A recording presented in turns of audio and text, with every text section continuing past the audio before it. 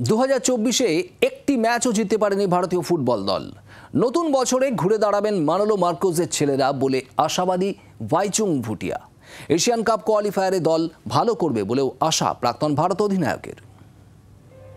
2024টা ভালো যায়নি ভারতীয় ফুটবলের জন্য। একটি ম্যাচও জিততে পারেনি ভারতীয় ফুটবল দল। প্রাক্তন ভারত অধিনায়ক ভাইচুং ভুটিয়া মনে করেন নতুন বছরে ভালো ফল করবে ভারতীয় দল। পাশাপাশি ভাইচুং মনে করেন এশিয়ান কাপ কোয়ালিফায়ারে ভারতীয় দল ভালো পারফর্ম করবে। I think after disaster 2024, we are very hopeful 2025 is going to be a good year for Indian football. We've got Asia Cup qualifiers, which I feel we should be able to qualify.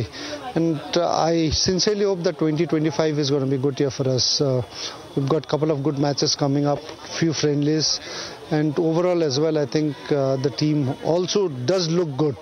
So hopefully, let's hope that 2025 is a good year for Indian football. ভারতীয় দলকে জেতা শুরু করতে হবে যাতে FIFA র্যাঙ্কিংয়ে উন্নতি হয় বলে ভাইচুং এর বক্তব্য। এরই পাশাপাশি দলের ফুটবলারদের বেশি ট্রেনিং এর পক্ষে সওয়াল করলেন Bhaichung. I think the team needs to get more time in terms of training, in terms of preparing for the Asia Cup. I think the coach is new. So though he knows all the footballers in India because he's been working with ISL team. So I think it's just that preparation time, if they get more time and as well as get few more friendlies before they start their campaign for Asia Cup.